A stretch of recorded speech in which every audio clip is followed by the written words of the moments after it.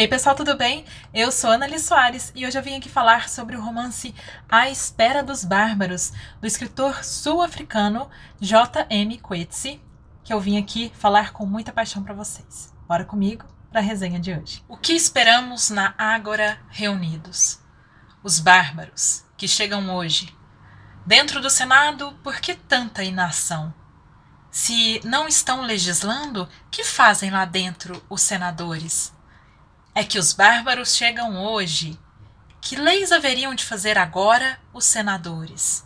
Os bárbaros, quando vierem, ditarão as leis, porque a noite caiu, e os bárbaros não vieram. E umas pessoas que chegaram da fronteira dizem que não há lá sinal de bárbaros. E agora? Que vai ser de nós sem os bárbaros? Essa gente era uma espécie de solução. Bom, vocês acabaram de me ouvir declamando alguns versos deste poema chamado A Espera dos Bárbaros, que é homônimo ao livro do Coetzee. Este aqui que é um poema muito mais antigo do que o romance, né, do Coetzee, de autoria de Constantino Cavafis, um poeta grego que morou no Egito, né? Escreveu sobre isso aqui, né? Pensando sobre Alexandria e tal, enfim. Mas o Coetzee escreve este romance em 1980 e é um romance que traz, assim como trouxe para o Coetzee naquele ambiente, naquela estrutura social e política do seu país naquela época, também para nós se reverbera este poema e as reflexões que são possíveis por estes versos e por esta obra. E este poema está aqui neste cartaz que eu recebi junto ao livro pela Pacote de Textos, né? Eles enviaram este cartaz super bonito com um poema que também deu nome ao romance deste grande escritor que inclusive foi Prêmio Nobel de Literatura em 2003. Bom, mas agora então vamos entender o que é que fala A Espera dos Bárbaros, né? O porquê que ele é importante, né? No meu ponto de vista, é tão importante para nós, leitores brasileiros, em tempos em que vivemos. Bom, gente, eu posso dizer que este livro aqui foi meu primeiro contato com a escrita do Coetzee. Eu tenho uma outra obra dele aqui em casa, mas ainda não li, e eu fiquei completamente encantada. Eu já falei isso algumas vezes, né, em alguns vídeos, quando mostrei que eu tinha lido e tal, falei que eu fiquei muito apaixonada, porque é uma escrita muito bonita, é fluida, é consistente, é clara, né, e ao mesmo tempo é muito poética, é uma escrita assim que realmente me impressionou. E este livro me impressionou também por causa dessas reflexões todas que eu antecipei, apenas o suspense aqui, né, nessa introdução, mas para mim ficou bastante revelado assim uma reflexão sobre o poder, né, a ambição daqueles que estão no poder e, enfim, das questões todas envolvendo, né, o governo ou, enfim, o manejamento de uma população diversa, das ambiguidades que existem, éticas, de moral, né, em torno do manejamento de populações de um país. Então, aqui nós temos a história ambientada numa pequena região da África do Sul, a gente pode colocar isso, e o personagem, né, principal, aquele que a gente vai acompanhar mais de perto, é um juiz, né, um magistrado, é um funcionário público do Império que viveu a vida toda cumprindo funções e cumprindo tabela e sem questionar muito, lidando com a cobrança de impostos, com ali o manejamento diário das funções e dos bárbaros a quem ele nem dá muita bola, né? Ele mal se coloca as mãos na massa nessa questão dos bárbaros. E, gente, é interessante a gente sempre pensar quem são esses bárbaros, mas mais adiante eu faço essa reflexão com vocês. Então, assim, ele vive essa vidinha, ele está para se aposentar, então imagina, ele já está naquele momento que ele quer só resolver, só assinar ali as coisas, resolver tudo, deixar tudo certinho para ele poder finalmente descansar e não se preocupar mais com aquilo. Só que neste momento, quando ele está quase se aposentando, chega o Coronel Joe, que é da terceira divisão de Guardiões do Estado, uma coisa assim. Acho que é isso, anotei aqui para não esquecer. E esse Coronel Joe, ele é um especialista em fazer... vamos dizer assim, né? Ele é um especialista em interrogatórios, ou seja, ele é um especialista em torturar pessoas para obter informações para o Estado, para aquele império. Claro que a gente, né, entende isso, supõe isso e vê isso acontecer na história, porque a gente vai acompanhar Coronel Joe. Ele chega falando que ele está lá para fazer um interrogatório de alguns bárbaros que foram supostamente apontados de serem bárbaros que estão planejando um motim, uma revolta ali, né? E isso assim, não é provado, não é comprovado, ele simplesmente chega ali, e essa terceira divisão de guardiões tem já uma fama, né, em relação a esses interrogatórios, e aí o magistrado não faz muita coisa, né? Ele simplesmente fala, ok, já que, né, a autoridade está ali para fazer isso.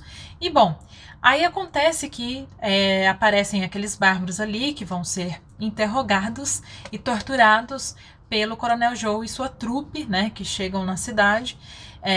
E em algum momento ele vai embora, deixa alguns de seus capangas ali, eu vou falar desse jeito, mas ele deixa ali algumas pessoas. O magistrado fica ele fica mexido, ele é dissidente, ele não aceita as explicações, ele acha muito estranho aquilo que está acontecendo. E pela primeira vez, pelo menos assim pra gente, a gente percebe que ele coloca-se mais ativamente contra aquele Estado, aquelas condições todas que o Império coloca, né, impõe ali naquela região. Ele fica observando esses bárbaros ali no pátio, vê as condições físicas e psicológicas, né, percebe alguns comportamentos assim de estresse, de cansaço, né, e o físico, algumas pessoas, né, estão realmente muito feridas, e ele começa a se incomodar com essa situação. Tem um bebê ali, uma mãe com uma criança, um bebê, e ele fica muito comovido com aquilo. Só que este tipo de observação, este tipo de pensamento assim, totalmente dissidente mesmo, é totalmente de uma pessoa que ele nem expõe isso a outras pessoas, porque aquilo são bárbaros, basicamente a objetificação, né, daquelas pessoas. E a gente pode entender isso, e é a reflexão maior que eu trago, por isso que eu acho importante, sobre essa condição que existe, assim, absolutamente em quase todas, ou todas, eu acho, as sociedades, de sempre haver este outro, né, este ser que será o inimigo, aquele a ser combatido, né? Aqui, né, neste lugar, nessa história, são os bárbaros, que são povos nômades que vivem no deserto ali da região.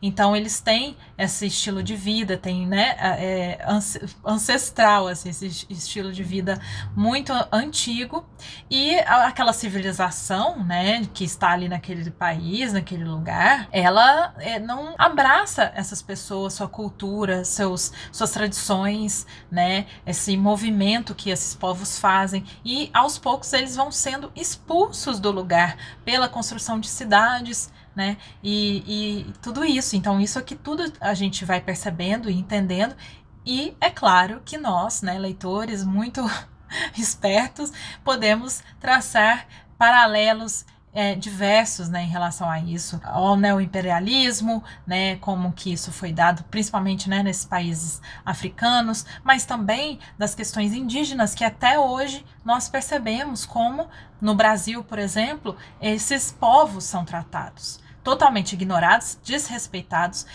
tirados do seu território, não respeitados, aí, sabe, são mortos porque defendem às vezes seus direitos, e são completamente objetificados, né? Não são pessoas, seres humanos, não se respeita os direitos humanos dessas pessoas e são impostas culturas, tradições, línguas, comida, tudo é imposto a esses povos que são pouco a pouco mortos, né? Os genocídios tantos que aconteceram durante a história da humanidade, isso aqui é apenas uma referência, é um recorte, metáfora de tantos movimentos humanos, né? Sociais, políticos de outros países, né? Então o império, por isso que o poema aqui maravilhoso do Constantino Cavafis, ele se coloca totalmente contemporâneo, porque principalmente esses últimos versos, né, que os bárbaros não vieram e que não tem bárbaros na fronteira, né,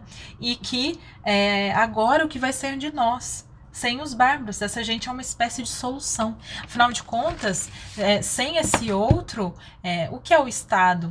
O que somos nós? O que nós vamos fazer? Né?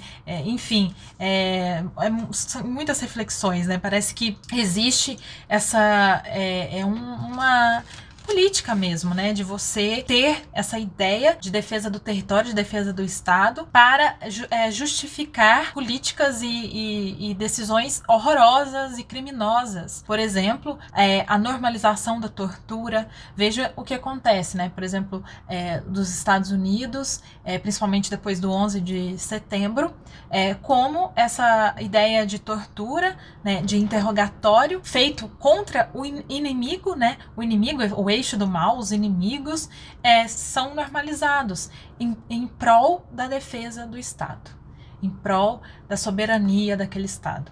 Então, é isso que o Coetzee aqui coloca de maneira muito bonita, porque é uma reflexão que, pouco a pouco, o magistrado, né, este homem que nem tem o nome aqui, ele faz, né, de certo modo. Ele vai olhando para tudo aquilo que foi feito durante anos, inclusive enquanto ele estava, né, trabalhando para a manutenção deste império, trabalhando ali com essas questões todas, o quanto ele também foi abaixando a cabeça e dizendo sim, amém, para tudo isso que estava sendo feito. E esses bárbaros, ele até tem um momento que eles falam que, nossa, onde estão os bárbaros? Os bárbaros não vêm. E fica o tempo todo, né, as pessoas desse vilarejo, com essa lavagem cerebral, entre aspas, né, mas com essa política, né, mesmo de Estado, de inserir essas ideias xenofóbicas, né? Fica essa ideia xenofóbica de que aquele lá é um inimigo que vai tirar direitos, te machucar fisicamente, sabe, ocupar um espaço que não é dele, que ele não tem direito. Então essas pessoas ficam o tempo todo tensas. E uma vez que se fala, os bárbaros estão vindo, é como se fosse todo mundo se preparando para a guerra, sabe? Fica uma condição assim. E ele vai observando tudo isso e vai começando a se rebelar. Até também acontece uma grande coisa importante aqui, que ele tem um contato, ele conhece uma jovem bárbara, né, que estava nesse último grupo lá do pátio, que foi interrogado pelo Coronel Joyce e sua equipe. Ele conhece essa moça, conversa com ela e acaba se tornando seu amante. E essa moça, ela ficou cega por causa dessa tortura realizada pela 3ª Divisão dos Guardiões do Estado, e ela perdeu o pai, assim. Então ele tem uma relação bem até meio assim, né, nossa, você fica... Eu não sei o que eu senti. Tinha hora que eu ficava meio impressionada, meio com nojo, sabe, misturado com, sabe, uma relação que é muito física. Tipo, ele fica fazendo massagem. Eu acho que é assim, né? Tipo, ele fica tentando sarar ou curar ou diminuir a dor dela, mas ele sabe que o físico é uma dessas dores, né, que ela perdeu o pai, ela tá fora do lugar, ela fica meio ali naquela situação, sabe? Bom, ele vai ter esse caso com ela até o momento em que ele decide levá-la embora para o seu seu povo. Eles sabem que esse povo bárbaro está em caminhada, né, por causa das estações. Uma coisa bem importante também da gente observar é como que existem muitos tempos aqui, né, nesse livro. A passagem do tempo é como de calendário mesmo, como a gente conhece, né, que é um tempo muito relacionado ao tempo daqueles que estão no poder, é um tempo do poder mesmo, é um tempo do império, né? Porque, enfim, é estabelecido aquele calendário e a gente vai percebendo o passar das funções e tudo aquilo, as questões burocráticas que ele vai fazendo e os encontros que ele tem com essa jovem. Então a gente vai percebendo essa passagem do tempo, mas também existe um tempo das estações, que é um tempo um pouco mais relacionado à natureza e, portanto, um tempo mais relacionado aos povos bárbaros, entre aspas, aqui. Se formos observar, né, mesmo que superficialmente, o tempo do calendário, o tempo do poder, ele sempre está dominando, ele sempre domina, né, porque a história, né, porque a sociedade, porque a economia, porque, enfim, até a natureza é colocada sobre as rédeas deste poder, né, do império, e é o império quem vai contar a história, e a gente acompanha a história a partir do ponto de vista deste homem que trabalha para o império, então do ponto de vista do poder. Só que é este homem que vai fazer essa caminhada junto de outros funcionários ali que ele escolhe, né, para acompanhá-lo, para levar essa garota, né, até o seu povo. E aí essas passagens no deserto são impressionantes, são encantadoras. Eu gostei muito dessa parte do livro, porque ele descreve, sabe, as tempestades de areia, a chuva que eles... Sei lá, é muito bonito, é muito, sabe, é muito detalhado e eu amei, de verdade. Eu gosto muito dessa escrita dele, que é bem descritiva, só que é muito fluida, não é cansativa. Quando ele retorna deste lugar, ele encontra os militares de volta. O Coronel Joe voltou com seus militares. E a partir deste momento, o magistrado torna-se uma espécie de inimigo também. Afinal de contas, ele se uniu aos bárbaros, ele salvou a vida de uma bárbara, então ele é um inimigo do Estado e ele é preso. E ele vai preso e fica no mesmo lugar que aqueles bárbaros estavam anteriormente, sendo tratado, né, daquele modo assim, bem tranquilo, só que não, né? Fica ali e é muito angustiante, porque também há umas descrições assim bem fortes do estado dele, sabe? Da sujeira que ele coloca, ele está, da falta de higiene e de, sabe, de coisas mínimas assim. E em certo momento ele vê um movimento muito forte ali fora e tal, tem alguns militares chegando com bárbaros e ele vai assistir, é como se fosse um interrogatório ao vivo, um interrogatório diante a população, né? E isso é interessante porque esse é um modo de o poder, de o Estado, né, do Império, de participar a população deste tipo de decisão horrorosa, que é torturar pessoas, né? Um passo a mais para a normalização da tortura. E o magistrado fica completamente revoltado, furioso com aquilo. Ele chega lá e grita não, sabe? É um momento máximo assim da revolta dele é ver que eles pedem para uma menininha, uma criança que está ali na plateia, né, entre aspas, no meio do povo, para ir lá e bater com chicote em um dos bárbaros que foi pego. E ela faz, e todo mundo aplaude, e ele fica completamente tomado pela fúria, pela revolta, sabe? E aí ele grita, e ele apanha, e vai preso de novo e tal. Também, aí ele começa a refletir sobre a impotência diante toda aquela estrutura, sabe? A impotência diante tanta injustiça. Ele, que era um juiz, um magistrado, um cara, né, funcionário público, se vê neste outro lado. Ele se vê do outro lado da história. Então, essa é a importância desse romance do Coetzee. A revolta silenciosa, que é a última revolta dele aqui, né? Então, é toda essa reflexão, né, de como que, enfim, o poder realmente tem algumas infiltrações assim que são quase impossíveis, né, de manejar. Mas enfim, aí tem vários acontecimentos. Chega um ponto auge do alerta sobre os bárbaros estarem chegando. Há um incêndio numa região ali perto, que as pessoas deste lugarejo veem e interpretam que aquilo são os bárbaros que estão fazendo.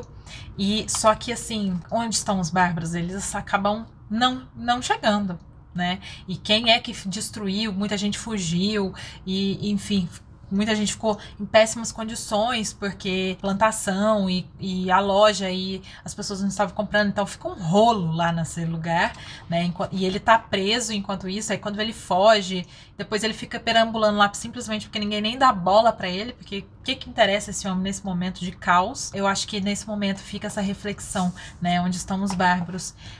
Quando a gente olha, né, para os olhos desse medo do caos e percebe e encontra apenas, como se fosse um espelho, né? Então essas pessoas apenas se encontraram, né? Tipo, tudo aquilo não realmente o inimigo invisível funcionou, mas são eles próprios que fizeram esse caos. Claro que há uns acontecimentos que realmente estão envolvendo alguns bárbaros locais e tal, né? Mas, enfim, a gente vê que não é que eles pintam, né, como sendo o papel do bárbaro. Eu selecionei um trechinho aqui que eu queria muito compartilhar com vocês, que eu amei, e pensei muito sobre as condições nossas hoje como sociedade. Ele coloca aqui: posso adivinhar o que aconteceu. Alguém resolveu que as margens do rio fornecem muita cobertura para os bárbaros, que o rio formaria uma linha mais defensável se suas margens fossem limpas. Então devem ter posto fogo no mato. Com o vento soprando do norte, o fogo se espalhou por todo o vale raso. Já vi incêndios no mato antes. O fogo corre pelos juncos, os álamos se queimam como tochas. Animais que são rápidos, antílope, lebre, gato, escapam. Bandos de pássaros voam aterrorizados. Todo o resto é consumido. Mas existem tantos trechos secos ao longo do rio que o fogo raramente se espalha. Então é claro que neste caso um grupo deve estar acompanhando o fogo rio abaixo para garantir seu progresso. Eles não se importam de que, uma vez limpo o chão, o vento comece a roer o solo e o deserto avance. Assim, a força expedicionária contra os bárbaros prepara sua campanha, assolando a terra, devastando o nosso patrimônio. Gente, preciso falar mais alguma coisa. Isso não nos remete a ações e movimentos do nosso governo há tantos anos contra povos nativos, pelo menos, no mínimo, fazendeiros que estão interessados em destruir territórios naturais, reservas, para o seu próprio bem, né? Sem se preocupar com o que aquilo vai gerar no meio ambiente e para populações que estão morando ali há tantos e tantos e tantos e tantos anos. É isso, sabe? Então, assim, por isso que eu acho que é um livro muito importante, é um livro que me doeu, né, nesse sentido de encontrar também esse grito, né, aqui dentro de mim, de injustiça, né, contra os povos que foram eliminados, contra povos que são eliminados, contra povos que são destruídos de muitas maneiras, né? Você tirar a identidade de um povo, você objetificar um povo, você tirar território, você não respeitar direitos humanos, etc, etc, etc, né? O que isso significa aí? E a manutenção dessa ideia, né, que é sempre utilizada politicamente, de que há aquele inimigo a ser combatido. E isso a gente pode entender como povos nativos, os negros, LGBTQI+, etc. Tantos povos que são bárbaros, né, barbarizados, né, são o outro, são o inimigo. Então, assim, maravilhoso romance, maravilhoso, indico muito, foi um dos melhores livros que eu li esse ano, com certeza. O Coetzee é um autor muito aclamado, né, premiado, e eu acho que é importante a gente conhecer, né, essa voz sul-africana que, enfim, traz pra gente uma maravilha de obra. E enfim, gente, conheçam este livro aqui. Então é isso, gente. Eu espero muito que vocês tenham gostado desta resenha. Eu estava muito ansiosa para gravar essa resenha. Eu, inclusive, demorei muito tempo para gravá-la. Eu até dei uma folheada hoje antes de sentar aqui para falar com vocês, porque, né, fazia alguns meses já que eu li. Mas é isso. Então, se você curtiu, não esqueça de deixar aquele joinha que me ajuda bastante. E quem sabe compartilhar com amigos que estejam interessados em conhecer literatura de outros países, autores renomados, enfim. Espero muito que você goste e me conte aí o que você achou do livro, se você já leu ou se já leu outra coisa do autor. Me indique também outros livros do Coetzee para conhecer, porque eu quero muito. É isso, vejo vocês no próximo vídeo. Um beijo grande e até!